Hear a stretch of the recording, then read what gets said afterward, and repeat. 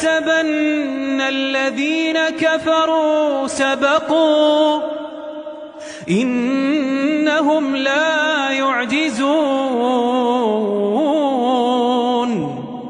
ولا يحسبن الذين كفروا سبقوا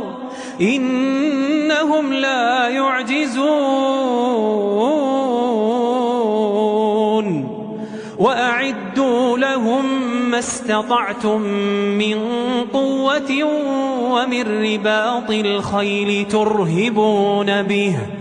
ترهبون به عدو الله وعدوكم وآخرين من دونهم لا تعلمونهم الله يعلمهم وما تنفقوا من شيء في سبيل الله يوفى إليكم وأنتم لا تظلمون